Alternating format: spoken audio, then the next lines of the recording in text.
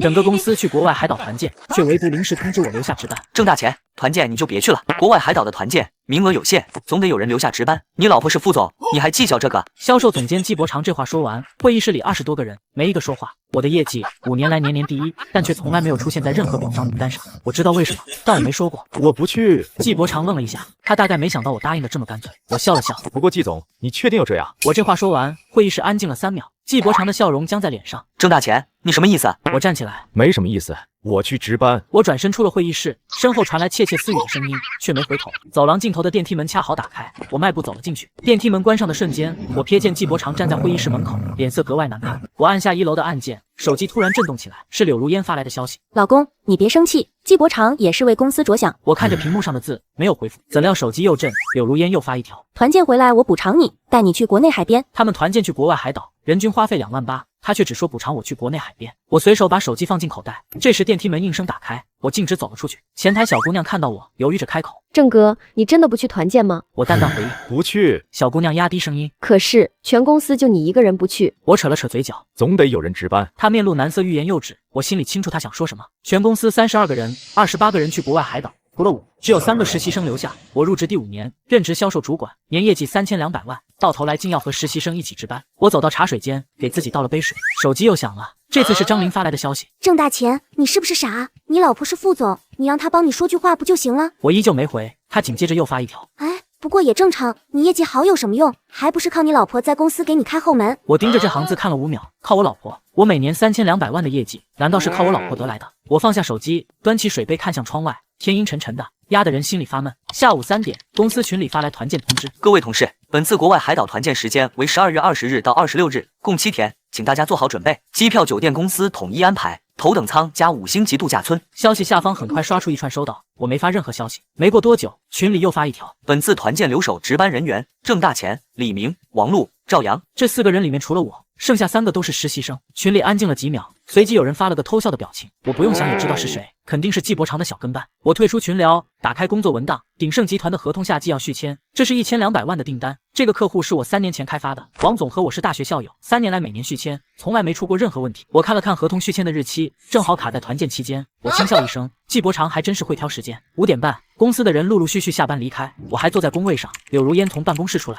走到我旁边：老公，下班了，一起回家。我抬头看向柳如烟，沉声问道：你知道团建的事？柳如烟沉默片刻，缓缓开口：知道。你没帮我说话。柳如烟轻叹一声：老公，季伯常是销售总监，我虽是副总，但销售这块归他管，我不好插手。我定定看着他，一字一句道：3年了，我业绩年年第一。我知道。我继续说道：季伯常的业绩有一半是我的客户。柳如烟语气迟疑：我知道。我猛地站起来，声音带着不眠：你知道他抢我的功，你不说话；你知道他排挤我，你不说话。现在他让我一个人值班，你还是不说话。柳如烟想开口解释：郑大钱。我打断他：柳如烟，你是我老婆。他张了张嘴，最终什么也没说。我拿起包起身，我自己回去。我脚步未停，走进电梯，电梯门关上的瞬间，我看到他站在原地，脸上写满了为难。我按下负1楼的按键，车库里很安静。我坐进车里发动引擎，手机又响了，是柳如烟的消息：老公，你别生气，我回去跟你解释。我没回复，车子开出地库，路上堵得一塌糊涂。行至红绿灯前，车子停下，我看着窗外，心里五味杂陈。和柳如烟结婚3年了，他是公司副总，我是销售小主管，所有人都觉得我高攀了，包括季伯常。他第1天见我的时候就说：哦，你就是刘总的老公，在我手下好好干，别给你老婆丢脸。那时候我刚入职，业绩为0，现在我业绩3200万，他还是用那种轻蔑的眼神看我。绿灯亮起，我踩下油门，回到家时，柳如烟还没回来。我换了衣服，坐在沙发上发呆。门铃突然响了，我打开门，看到丈母娘站在门口。妈，你怎么来了？丈母娘走进来，脸上挂着我熟悉的笑容。唉，听如烟说你心情不好。我淡淡回应：没有。丈母娘摆摆手：什么团建不团建的，你在公司就是个打杂的，去不去有什么关系？我看着她，一字一句纠正：妈，我是销售主管，不是打杂的。她不以为意，继续说道：打杂的还是主管，反正都是给人打工。你呀，别总想着那些有的没的，好好伺候如烟，给我生个孙子才是正事。我深吸一口气，压下心头的不悦。妈，我先去做饭了。丈母娘挥挥手：去吧去吧。我转身走进厨房，打开冰箱的瞬间却愣了，里面空空如也。昨天明明还有菜的。我朝客厅喊：妈，冰箱里的菜呢？客厅传来丈母娘的声音：哦，我拿走了，你弟妹怀孕了，需要营养。我握着冰箱门的手猛地收紧。结婚3年，丈母娘从来没正眼看过我，她始终觉得我是高攀了她的女儿。我关上冰箱门，手机突然响了，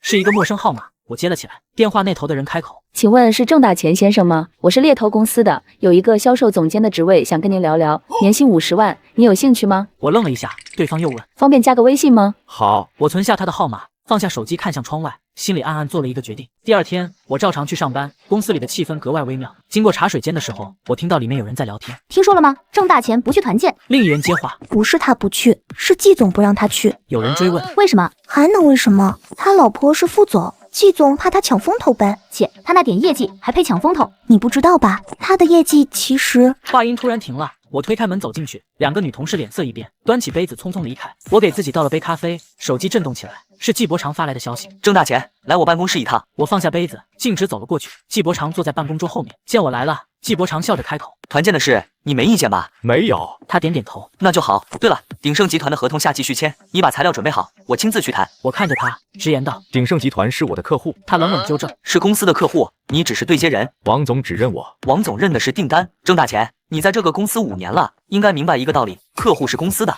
不是你个人的。”我没说话，他继续说道：“你好好值班，鼎盛的事我来处理。”我站起来看着他：“季总，你确定？”他挑了挑眉：“什么意思？”没什么。我转身往外走，走到门口时停下，回头说道：“季总，鼎盛集团的年订单是1200万，占公司营收的35%。我知道，您知道就好。”我推开门出去，身后传来季伯常的警告：“郑大钱，你最好别给我耍什么花招。”我没回头，回到工位，打开电脑，将鼎盛集团的所有资料全部备份了一份，3年的合作邮件，3年的订单记录，3年的沟通备忘，全存在了我的私人邮箱里。我看了看时间，还有5天，团建就开始了。我拿出手机给王总发了条微信：“王总，夏季续签的事，公司可能会换人来对接。”几分钟后，王总回复：“换人？换谁？我们销售总监季伯常。”季伯常是谁？我不认识。我笑了一下，发消息：“王总，合同的是我们电话聊。”行，晚上7点我打给你。我放下手机，旁边的工位传来动静，张琳探过头来：“郑大钱，你刚才去季总办公室了，聊什么了？”没什么。他冷哼一声：“你别不识好歹，季总让你值班室，看得起你。”我转头看向他，沉声问道：“张琳，你去年业绩多少？”他愣了一下：“关你什么事？”我淡淡道：“我记得是380万吧。”他脸色瞬间变了。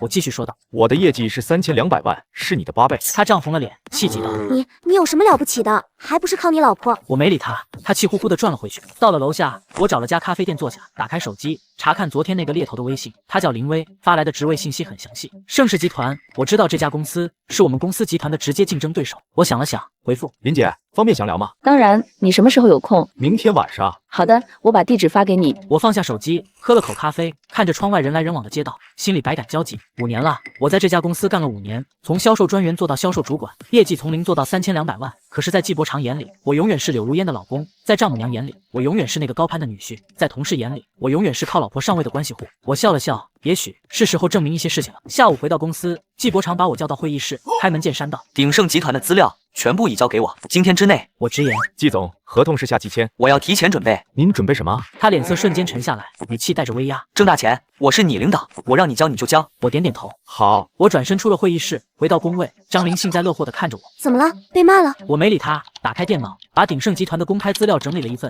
发给了季伯常，然后打开另一个文件夹，里面是3年的核心资料、客户喜好、决策流程、关键联系人、历年谈判记录，这些我一个字都没给他。5点半，我准时下班，柳如烟还在办公室，我没去找她，直接离开了公司。到家后，我换了衣服，开始做饭。晚上7点整，电话准时响了，是王总。郑大钱，是这样的，你们公司换人对接的事，我考虑了一下，我和你合作3年了，一直很愉快，换个人我不太放心。闻言，我赶紧追问，王总的意思是，如果你不在这家公司了，合同的事咱们再谈。我握着手机，沉默了几秒，缓缓开口：“王总，我明白了。”郑大钱，你是个有能力的人，别委屈自己。我挂断电话，站在窗前，心里格外清晰。1200万的订单，王总只认我，不是因为我是柳如烟的老公，只是因为我是郑大钱。门铃突然响了，我去开门，是柳如烟。柳如烟看着我：“你怎么不等我一起回来？”我有事。她走进来，看到桌上的饭菜，松了口气。还好你做了饭，我饿死了。她坐下来开始吃饭，我坐在对面，定定看着她。柳如烟，如果我离开公司，你支持吗？她的筷子停在半空，满脸诧异。什么意思？离开公司？跳槽。她放下筷子，语气急切：“郑大钱，你说什么呢？跳什么槽？”我缓缓开口：“我有一个机会，年薪50万。”在哪家公司？我看着她的眼睛，一字一句道：“盛世集团。”她的脸色瞬间变了，语气带着质问：“盛世，那是鼎盛的竞争对手，你要是去了，鼎盛的合同怎么办？”我定定看着她，沉声开口：“柳如烟，这是我的事。”柳如烟猛地站起来，语气急切。这是公司的事，郑大钱，你知不知道鼎盛的订单有多重要？我知道。柳如烟深吸一口气，试图说服我。那你还要跳槽？你能不能别任性？季伯常那边我会帮你说话，团建的是我。我直接打断他，不用了，我已经决定了。我起身走进卧室，房门关上的瞬间，听到他在客厅摔了筷子。第二天中午，我没去公司食堂，一个人下楼出去吃饭，刚走到楼下，手机就响了，是丈母娘打来的。我接起电话，还没说话，就听见丈母娘的声音从听筒传来：“郑大钱，晚上来家里吃饭，你爸有话和你说。”话音落，他直接挂断了电话。我看着手机屏幕，轻轻叹了口气。晚上6点，我到了丈母娘家，柳如烟已经先到了。我在旁边的沙发坐下，丈母娘端着菜从厨房出来，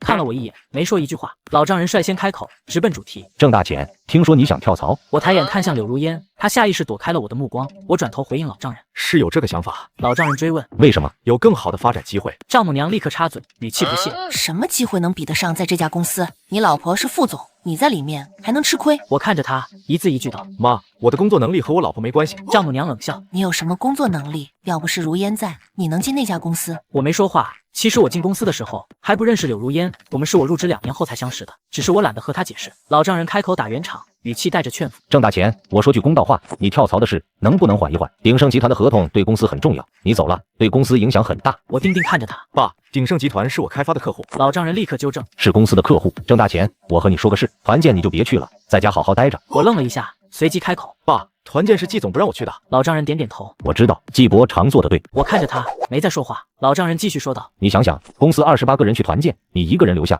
说出去多不好听，还不如你自己主动说不去，面子上好看些。”面子上好看些，说到底，顾的不过是他们的面子。我站起身：“爸，我知道了，我先走了。”丈母娘在身后喊：“饭还没吃呢。”不吃了。我拿起包，径直走出门。柳如烟立刻追了出来：“郑大钱，你能不能别这样？我爸妈也是为你好。”我转过身看着他：“柳如烟，他们什么时候为我好过？”闻言，他张了张嘴，半天说不出一句话。你妈说我是打杂的，你爸说我不去团建是给我面子，这就是为我好。柳如烟，我在你们家3年了，你什么时候帮我说过一句话？他沉默着，一言不发。我淡淡道：“算了。”转身继续往前走。柳如烟在身后喊：“郑大钱，你到底想怎样？”我停下脚步，回头看他，一字一句道：“我想怎样？我想要公平，我想要尊重，我想让你们所有人知道，郑大钱是郑大钱，不是谁的老公，不是谁的女婿，更不是谁可以随意拿捏的下属。”他怔怔地站在原地，愣住了。柳如烟，你做不到，我自己来。说完，我转身离开。这一次，他没有再追上来。回到家，我打开电脑，猎头林薇发来消息：“郑大钱，明天晚上的约见还有效吗？”我看着消息，犹豫了几秒，回复：“有效。”林薇很快回：“好的，地址我发给你。”我关上电脑，看向窗外，夜色很深。我心里已然做了决定，不管怎样，我都要离开这里。第二天，公司里的气氛愈发微妙。团建的出发时间是后天，所有人都在兴致勃勃讨论国外海岛的行程，只有我依旧埋头工作。早上开部门例会，季伯常特意点了我的名。郑大钱，团建期间的值班安排你来负责。我点点头。好。他挑了挑眉，追问：“有什么问题吗？”没有。会议结束后，张琳又凑过来：“郑大钱，你真的要留下来值班啊？”不是一个人，还有3个实习生。张琳嗤笑一声：“实习生算什么？还不如一个人。”我没理他，回到工位打开邮箱，有一封新邮件，是鼎盛集团的王总发来的。郑大钱，夏季的合同我想和你直接签，不经过你们公司，有空吗？我看着邮件内容，几秒后回复：“王总，方便的话我们电话聊。”几分钟后，我的手机就响了，是王总打来的。王总的声音从听筒传来：“郑大钱，是这样的，我考虑了一下，鼎盛的订单可以继续给你，但不是给你现在的公司。”我握着手机，心跳不由得加快，轻声追问：“王总的意思是，你如果跳槽到别的公司，订单跟着你走。郑大钱，我做生意这么多年，只认人不认公司，你是个靠谱的人，我信你。”我心里一暖，谢谢王总。你先考虑一下，不急。挂断电话，我坐在工位上发呆。1200万的订单，只要我说一句话，就能直接带走。至于到时候季伯常他怎么办，就不关我事了。我深吸一口气，压下心里的波澜，继续工作。中午，柳如烟来找我，语气带着讨好：“老公，一起吃饭。”我看了他一眼，反问：“你请假了？”“我想和你好好谈谈。”我站起身，和他一起走进电梯，到了楼下的餐厅。他点了菜，沉默片刻后开口：“郑大钱，昨天的事，对不起。”我淡淡道：“你什么都不用说了。”柳如烟，我问你一个问题，如果我跳槽，你支持吗？他沉默了一下，又绕回原来的话题：“郑大钱，鼎盛的订单，我问的是你支不支持我，不是问你订单的事。”我盯着他，语气加重。他看着我，眼神复杂，半晌才开口：“郑大钱，你能不能再考虑一下？季伯常那边我会帮你说话。”我不需要你帮我说话。柳如烟，3年了，这3年里，你妈说我是高攀的，你不说话；季伯常抢我的业绩，你不说话；全公司只有我一个人不能去团建，你还是不说话。你让我考虑，我猛地站起来，我已经考虑了3年了。我拿起包，转身就走。下午2点，我准时回到公司，刚坐下就被季伯常叫到了办公室，他的脸色比昨天更难看。郑大钱，鼎盛集团的事，你和王总说什么了？没什么。那他为什么不和我谈，非要和你谈？我平静看着他，可能王总觉得和我谈比较顺吧。他的脸色瞬间变得铁青，语气带着警告。郑大钱，我警告你，别给我耍花招。团建期间，你给我老老实实值班，鼎盛的事等我回来处理。我点点头。好。我转身往外走，走到办公室门口时，停下脚步，回头看向他，淡淡开口：季总，团建愉快。季伯常愣了一下，显然没料到我会说这句话。我没给他反应的时间，推门走出了办公室，回到工位，我看了看时间，下午3点，还有4个小时，我就要去见猎头林薇。手机震动，是柳如烟发来的消息：老公，对不起，我中午不该那样说话。我没回，没过多久，他又发来一条：晚上我来接你，我们好好谈谈。我依旧没回复，将手机调至静音，继续工作。下午5点半，我准时下班，出了公司大门，直接打车前往和林薇约定的咖啡厅。到的时候，林薇已经在座位上等我了。她见我进来，笑着起身：郑先生，这边请。我走到座位坐下，他递过来一份资料，这是盛世集团的详细情况，你看一下。我翻开资料，仔细看了起来。盛世集团华东区销售总监，年薪50万，另外还有业绩提成，比我现在的薪资翻了3倍不止。我抬头看向林薇，开门见山：林姐，我想问一下，如果我带着客户资源过去，公司能接受吗？她笑了：郑先生，盛世集团请你，就是看中你的客户资源和业务能力。我又问：那鼎盛集团的订单？鼎盛的订单如果能带过来，公司会给你额外的奖励，具体数额可以后续谈。我点点头，心里有了底。林薇看着我，追问：郑先生，你需要考虑多久？我看着他，语气坚定：林姐，我有一个条件，入职时间要定在下一季。林薇想了想，点头答应。可以。我笑了。那我们就这么定了。这天公司里一片喜气洋洋，明天就是团建出发的日子，所有人都在收拾行李，讨论着国外海岛的游玩计划。只有我依旧在工位上安静的工作。前台小姑娘走到我工位旁，一脸惋惜：郑哥，你真的不去团建啊？不去。她又问：刘总也去吗？去。她欲言又止，最终还是没说什么，转身走了。中午，柳如烟来找我，语气小心翼翼：老公，明天的团建。我直接打断她：你去吧。你真的不介意？我看了她一眼，反问道：介意有用吗？她沉默了半晌才开口：郑大钱，我答应你，团建回来，我一定帮你和季伯常好好谈谈。不用了，柳如烟，你去忙吧。我转回头，盯着电脑屏幕，我还有工作要做。她站在工位旁，沉默了一会儿，最终还是转身走了。看了看时间，还有1天，明天他们就全部出发去团建了。手机震动，是林薇发来的消息：郑先生，盛世集团的 offer 已经发到你邮箱了，确认没问题的话，签一下字回传给我。我打开邮箱，下载了 offer 合同，仔细看了一遍，确认没有问题后，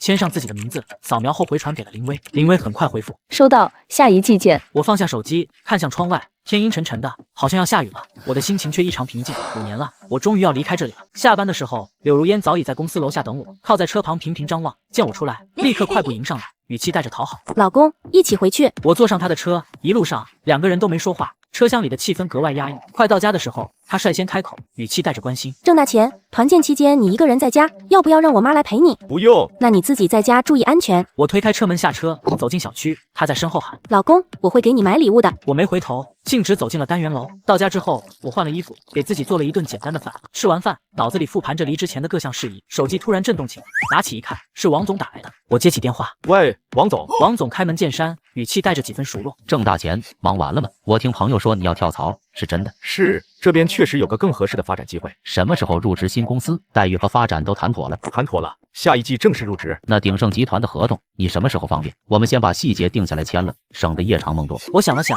语气诚恳：王总，等我入职新公司之后再签，可以吗？现在还在原公司，提前签合同怕有纠纷，也耽误您这边的流程。王总爽快应下：行，没问题，我信得过你。等你这边稳定了，我们再办手续。郑大钱，我看好你，不管到哪家公司，你的能力都不会被埋没。我心里一暖，轻声回应：谢谢王总，这些年多亏您信任，后续合作我一定给您安排妥当，不会出任何纰漏。挂断电话，我看向窗外，从明天起，一切都会不一样了。团建出发那天，我送柳如烟去了机场。老公，7天后见，你自己照顾好自己，我会想你的。我看着他，没说话。他转身进了候机厅，我在外面站了一会儿，转身离开。回到公司，整层楼空荡荡的。见状，我扫了一圈，只有3个实习生坐在角落里。李明见我进来，主动开口：郑哥，就我们4个人值班吗？我淡淡回答道：对。那我们要做什么？处理日常工作就行，有客户来电话及时接。哦。我回到工位，打开电脑准备办公。这时新邮件提醒弹了出来，是盛世集团团发来的邮件内容显示：郑先生，欢迎加入盛世，附件是您的入职资料，请查收。我下载附件仔细看了一遍，华东区销售总监职位，年薪50万，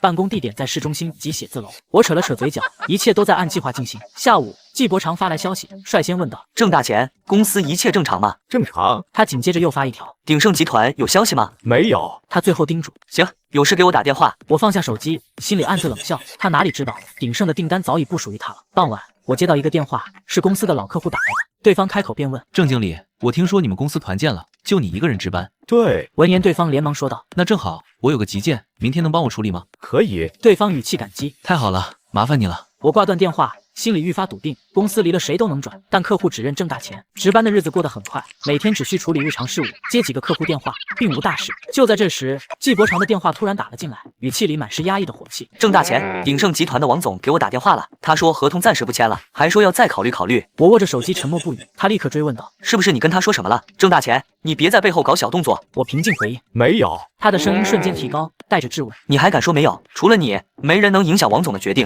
你最好给我解释清楚，不然这事我跟你没完。我依旧冷静：季总，我每天在公司值班，处理完工作就待在办公室，什么都没说，也什么都没做。季伯常的声音里透着慌乱。鼎盛的合同是他这次团建前特意邀功揽下的，若是黄了，回去没法跟刘总交代。那他为什么不签？我淡淡道：这个您得问王总。眼见他气得语塞，我随即开口：季总，您在国外海岛玩得开心吗？不用担心公司的事，我来处理。说完便挂断电话。就在这时，柳如烟的电话也打来，电话那头立刻传来柳如烟急促又带着质问的声音：郑大钱，是不是你搞的鬼？季总说鼎盛的合同黄了，王总不肯签了。季总说王总突然变卦，肯定是你跟王总说了什么。郑大钱，你是不是因为没跟我们一起来团建，故意报复公司？我一句话还没说，电话那头就传来季伯常的喊声：柳如烟，该集合返程了。他顿了顿，语气带着几分仓促与不耐：郑大钱，我不管你有没有做，你都得想办法把合同挽回来，不然等我们回去，有你好看。电话挂断了，我看向窗外，阳光明媚，距离他们团建结束还有2天，我静待后续发展。团建最后一天，我收到季伯常发来的消息，只有一句：郑大钱，你给我等着。我看了一眼，并未回复。下午3点，公司群里开始活跃起来，有人发消息：明天就回来了。紧接着有人附和：好舍不得啊。还有人艾特我：郑哥，我们给你带了礼物。我依旧没回消息。傍晚，我接到老丈人打来的电话，他开门见山：郑大钱，听说鼎盛的合同出问题了。爸，您怎么知道？他语气平淡：如烟给我打电话了，这到底怎么回事？郑大钱，你是不是故意的？我语气平静：爸，我什么都没做。闻言他追问：你什么都没做，合同怎么会出问题？我淡淡道：这个您得问王总。他瞬间提高声音，带着警告：郑大钱，你给我听着，明天如烟回来，你给我说清楚。我沉默几秒后应声：爸，我知道了。挂断电话，我看着窗外的夕阳，深吸一口气。明天所有事情都会揭晓。晚上，我收拾好工位上的私人物品，装进一个袋子里。5年积累的东西并不多，只有几本笔记本、几张照片和一盆小多肉。我看着空荡荡的抽屉，轻笑，是时候和这里告别了。第2天早上，我准时到公司，9点钟左右，团建的人陆陆续续回来，办公室瞬间热闹起来。前台小姑娘快步走到我工位前，递来一个袋子：郑哥，给你的礼物。我接过袋子，淡淡回应：谢谢。季伯常从电梯里出来，脸色阴沉的径直走向我：郑大钱，跟我来。我站起身，跟他走进办公室。柳如烟、人事总监和财务总监都在里。我在椅子上坐下，季伯常立刻开口质问：郑大钱，鼎盛集团的事，你必须给我一个解释。我平静回应：季总，我没什么好解释的。闻言，他猛地拍了桌子，厉声说道：你没什么好解释的，1200万的订单，说不签就不签，你告诉我没什么好解释的。我直视着他：季总，王总说不签是他的决定，不是我的决定。你以为我不知道？郑大钱，你和王总是校友，你以为我查不到？查到又怎样？他质问道：你故意让王总不签合同，就是为了报复我，对不对？我看着他，轻笑一声：季总，您想多了。柳如烟这时开口，语气带着催促：郑大钱，你能不能配合一点？柳如烟，我说了，这是王总的决定。王总为什么做这个决定？你心里没数吗？我看着他，心里泛起一阵可悲，开口说道：柳如烟，你是我老婆，你应该站在我这边。他愣了一下，辩解道：郑大钱，这是工作。我打断他：你能不能分清楚？我是你老公，不是你的下属。他张了张嘴，半天说不出话。季伯常冷冷开口，打断了沉默。行了，郑大钱，你也不用解释了，从今天开始，你停职。鼎盛的事，公司会调查清楚。如果是你的问题，你就等着被开除吧。我闻言转身往外走，又在门口停下，转头看向季伯常：季总，有句话我忘了说。我直视着他，一字一句道：鼎盛集团1200万的订单，只认我郑大钱。季伯常脸色骤变：你说什么？我轻笑：我说王总只认我，至于和谁签合同，那是我的事。他厉声呵斥：郑大钱，你什么意思？我淡淡道：没什么意思。季总，再见。说完便推开门走出办公室，身后传来他的怒吼：郑大钱，你给我回来！我没有回头，径直走向工位。我拿起早已收拾好的袋子，柳如烟立刻追了出来，语气急切。郑大钱，你干什么？回家。他阻拦道。你不能走。我被停职了，不走干什么？他抓住我的手臂，追问。郑大钱，你刚才那些话是什么意思？鼎盛的订单只认你，合同是你的事。我挣开他的手。是啊。他脸色一变。你要带走客户。我看着他，语气坚定。柳如烟，客户本来就是我的。闻言，他下意识反驳。这是公司的客户。我直视着他。是我开发的客户，3年了，每一封邮件，每一通电话，每一次谈判都是我经手的。季伯常做了什么？他沉默不语。我继续追问。柳如烟，你知道季伯常这3年的业绩有多少是我的客户贡献的吗？闻言，他支支吾吾。我冷笑一声。800万。他1年800万的业绩，其中500万是从我这抢走的，还有那些表彰、奖金和升职机会，本该都是我的。他愣住了，我看着他，追问道：“你不知道？你是副总，你会不知道？”他依旧沉默，我点点头，已然明了。你知道，你只是装不知道。这话说完，我随即转身往电梯走，电梯门应声打开，我走进去，转身时瞥见办公室门口站满了人，季伯常、张琳，还有刚回来的同事们，他们看着我，表情各异。我按下1楼按键，电梯门缓缓关上，将所有目光隔绝在外。挂断电话，手机又响了，是柳如烟打来的。我没接，电话再次响起，依旧是他，我还是没接。第3次响起时，我直接将手机调成静音，打车回了家。到家后，我换了家居服，给自己倒了杯水，坐在沙发上看着窗外，阳光透过窗帘洒进来，暖意融融。我轻笑一声，自由的感觉真好。下午，门铃突然响了，我去开门，是柳如烟。我淡淡问道：“你怎么来了？”他一把抓住我的胳膊，语气急切又带着怒：“郑大钱，我们谈谈。”我侧身让他进来，他坐在沙发上，脸色难看至极。郑大钱，你给我说清楚，你真的要跳槽去盛世？你真的要带着鼎盛的客户走？你知不知道你在做什么？鼎盛的合同是公司的命根子，你带走客户就是要毁了公司。我坚定回应：“是。”他语气带着质问：“你知道这样做对公司意味着什么吗？那些客户是你在公司期间开发的，就该属于公司，你不能带走。”我轻笑一声，眼底满是嘲讽。合同上签的是我的名字，客户认的是我郑大钱，不是鼎盛公司，更不是季伯常，也不是你柳如烟。我看着他，认真问道：“柳如烟，我问你一个问题，我在公司干了5年，你帮过我几次？”闻言，柳如烟沉默了。我继续说道：“季伯常抢我的项目成果，拿着我的业绩去邀功，你就在旁边看着，一言不发。张琳处处挤兑我，散播我靠关系上位的谣言，甚至抢我的跟进客户，你依旧沉默。全公司28个人飞去海岛团建，唯独把我留下守着空办公室处理突发工作，你还是选择闭口不言。柳如烟，你是我老婆，在这个公司里，你本该是唯一站在我这边的人，可你没有，一次都没有。柳如烟，我等了你3年，3年了。你一次都没有为我说话，所以我决定不等了。”他看着我，声音哽咽又急切，起身想拉住我的手。郑大钱，你能不能再给我一次机会？我侧身避开他的手，走到他对面坐下，语气平静：“柳如烟，你知道吗？你刚才在公司当着所有人的面让我配合季伯常，你是我老公，却站在他那边，这就是你给我的机会。柳如烟，你是个好人，但你不是一个好老婆。”他张了张嘴，什么也说不出来。我看着他，轻声道：“我累了。”这段婚姻我也累了，我们离婚吧。他眼里满是不可置信，声音发颤的追问：“郑大钱，你是认真的？就因为一次团建，就因为季伯常抢了几次功劳，这些我都可以改，我可以帮你讨回来。我们不要离婚好不好？”我摇摇头，因为我不想再等了。柳如烟，你回去想想吧。我站起身，打开门：“你走吧。”他站起来，看着我，语气坚定：“郑大钱，我不会同意离婚的。”我淡淡道：“那是你的事。”他看了我几秒，终究还是转身走了。门关上的瞬间，我靠在门上，深吸一口气，压下心头的波澜，终于把这句话说出来了。我接到一个电话，来电方是公司人事，人事率先开口：“郑大钱，季总让你明天去公司一趟，有重要的事谈。”我轻笑一声，一切都在按计划进行。第2天上午，我前往公司，会议室里坐满了人，季伯常、柳如烟、人事总监、财务总监，还有公司老板刘总。刘总是柳如烟的叔叔，也是公司创始人。刘总看向我，微微抬了抬下巴，示意：“郑大钱，坐吧。”我坐下后，刘总开门见山，语气带着几分审视：“今天叫你来是想谈谈鼎盛的事。王总说合同只和你签，这是真的？你和他什么关系？”大学校友。闻言，刘总沉默片刻，看向我，直接开口：“郑大钱，我直说了吧，鼎盛的订单对公司很重要，你能不能帮个忙？”我定定看着他，开口道：“刘总，恐怕我帮不了，我已经不是鼎盛公司的员工了。季总上周就停了我的职，您不知道吗？”他转头看向季伯常，季伯常脸色难看，支吾道：“刘总，郑大钱他……”刘总厉声质问：“季伯常，你擅自停了郑大钱的职，你知道鼎盛的订单有多重要吗？”季伯常试图辩解：“刘总，是郑大钱他……”柳总打断他：“郑大钱怎么了？郑大钱这5年的业绩，你心里没数吗？”季伯常脸色铁青，我看着这一幕，并未说话。刘总转向我，语气诚恳：“郑大钱，我代表公司向你道歉，团建的事是季伯常做的不对，你继续留在公司，我给你升职，销售副总监，年薪涨50%。”我轻笑一声：“刘总，谢谢您，但我已经接受了别家公司的 offer。”会议室瞬间安静下来，刘总脸色一变：“什么公司？”“盛世集团。”刘总神色凝重：“盛世，那是我们公司的竞争对手，你要带走客户。”我看着刘总，坚定道：“刘总，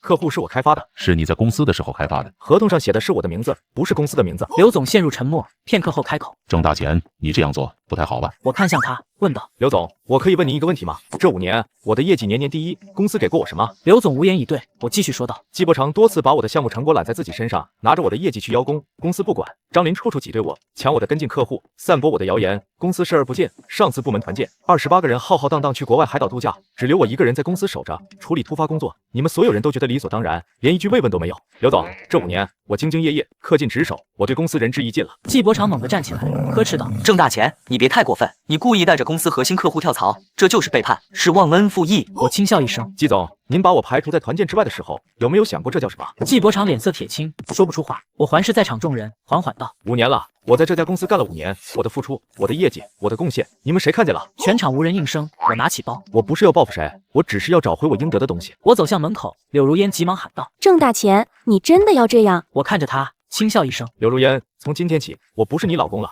我是郑大钱，只是郑大钱。”我推开门，径直走了出去。身后的会议室陷入一片沉默。回到家，手机里有10几个未接来电，全是柳如烟、丈母娘、老丈人、季伯常打来的，还有几条微信。老公，我们好好谈谈，别冲动。郑大钱，你是不是疯了？你这样做是要毁掉这个家。你等着，郑大钱，我会让你后悔的。我一条条看完，并未回复，直接将这些人全部设置为消息免打扰。窗外夕阳西下，我站在窗前，看着城市的轮廓，心里思绪万千。5年了，这是我在这个城市的第5年，从刚毕业的小伙子到如今的销售主管，从独自租房到和柳如烟组建家庭。我曾以为自己找到了归宿，可如今才明白，这个世界上没有谁是谁的归宿，每个人的归宿只有自己。这时手机响了，来电方是林薇。郑先生，下星期来报道，办公室已经给您准备好了。我回应：好的，谢谢林姐。林薇又道：不客气。对了，盛世的王总说欢迎你加入。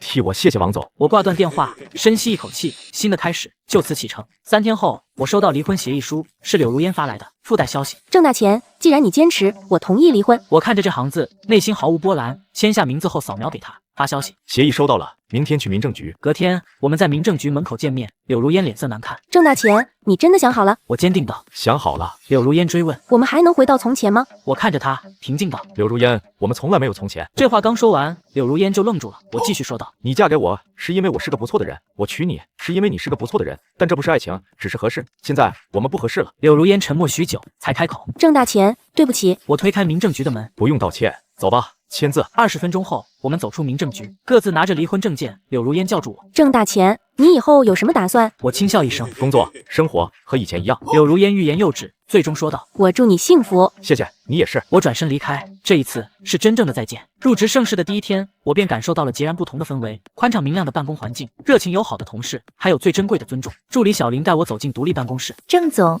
这是您的办公室。小林拿出记事本，有条不紊的汇报：总部特意吩咐过，让我先带您熟悉一下办公环境。另外，王总定了下午3点的会议，和您讨论鼎盛那个项目的合作细节。会议室已经布置好了。我满意的环顾四周，随口答应道：好，下午的会我准时到，你先去忙吧，有需要我再叫你。我坐下，环顾四周，崭新的办公桌，舒适的座椅，还有一盆绿萝。我轻笑一声，这就是属于我的新开始。下午2点半，我提前抵达会议室，准备好一切资料，耐心等待王总。王总一进门，直接切入正题，语气带着信任：郑总，关于鼎盛的项目，之前我们电话里聊的差不多了，你从鼎盛带出来的资源和对这个项目的了解，是我们最看重的。今天这合同能签吗？我肯定的。王总推过合同：那就签，你看看，没问题就签字。我仔细翻阅合同，1200万的订单，1年期，独家代理，各项条款均无问题。我签下名字。王总看见我签字后，笑着和我握手：郑总，恭喜你加入盛世，以后鼎盛的业务全权交给你，有什么需要直接和我说。走出会议室，我看到手机上有新消息，是原公司前台小姑娘发来的。郑哥，你真的辞职了？是啊。郑哥，公司现在乱成一团，鼎盛的合同没了，季总被降职了，刘总气得住院了。我看后并未回复，对方又发：郑哥，你真厉害。我轻笑：谢谢，你也要加油。我放下手机，走到窗前，夕阳将整座城市染成金色。我心里清楚，我做到了。1星期之后，我收到张林的消息：郑大钱，你可以啊，把客户带走了，把老婆也甩了，你知道吗？季伯常被降成销售主管了，就是你原来的位置。郑大钱，我真的很佩服你。我看了几秒，直接将其删除。1个月后，盛世集团的业绩报表出炉，华东区销售额上涨35%，其中鼎盛集团贡献1200万，就连王总都专门发邮件恭喜我。我看着这封邮件，轻笑一声，5年的付出，终于在这一刻得到了回报。不是因为我是谁的老公，只是因为我是郑大钱。傍晚，我收到一个快递，寄件人是柳如烟，打开后是我之前放在他家的私人物品，还有一张纸条，上面写着：郑大钱，这些是你的东西，对不起。我看着纸条，将其揉成一团扔进垃圾桶，随后拿起手机给自己订了一张飞往国外海岛的机票，开启一场只属于自己的旅行。1年后，我站在新办公室的窗前，看着窗外的城市。我已是盛世集团华东区销售副总裁，年薪80万，另加分红，这是我来盛世1年的成绩。这时手机响了，来电方是王总。郑总，下午的会议准备好了吗？准备好了。那好，下午见。我挂断电话，心中思绪万千。整整1年了，1年前的今天，他们飞去国外海岛团建，我一个人留下值班。1年后的今天，我是华东区销售副总裁，管着500个人的团队，而他们早已物是人非。这时手机震动，是前台小姑娘发来的消息。郑哥，你知道吗？咱之前的公司快要不行了。我怎么了？鼎盛走了之后，又丢了好几个大客户，上个月裁了1半的人。季伯常呢？早就辞职了，听说去了一家小公司当销售。我看完还没回复，他又发来消息。对了，柳如烟也辞职了。郑哥，你现在过得好吗？很好。那就好。郑哥，你是我见过最厉害的人。谢谢，你也加油。放下手机，我走到窗前，阳光洒进来，暖意十足。我想起1年前在那个公司的最后一天，离了这公司，你什么都不是。我当时回应：季总，你说的对，我确实该走了，带着我的客户。现在想想，真是讽刺。离开那家公司，我什么都是；留在那家公司，我什么都不是。中午吃饭的时候，助理小林递给我一份文件。郑总，这是下季度的销售计划，您看一下。我接过文件，好。我翻了翻文件，开口吩咐：小林，下午帮我订一下去国内海岛的机票。好的，郑总，什么时候走？元旦假期。好的，郑总，您一个人吗？一个人。他点点头，转身出去了。我靠在椅子上，看着窗外，国内海岛。1年前柳如烟说要补偿我去国内海岛，现在我自己去，不是补偿，是犒劳自己这1年的努力。我对小林交代：小林，我先走了。好的，郑总，明天见。我走出公司，叫了辆车。车子开动时，我看着窗外飞速后退的风景。我想起1年前从那家公司离开的时候，我说过，我不是靠谁，我靠的是我自己。1年后，我彻底证明了这一点。车子停在我住的小区门口，这是我全款买的房子。客厅有一个大大的飘窗。现在的郑大钱早已不一样。这时手机响了，是一个陌生号码。我看了一眼，没有接。几秒后，收到一条短信：大钱，是我，能给我一个机会吗？下面的落款是柳如烟。我看着这条短信，随后把手机放到一边，端起红酒，站起身走到窗前。窗外夜色正好。我从来不是靠谁，我靠的从来都是我自己。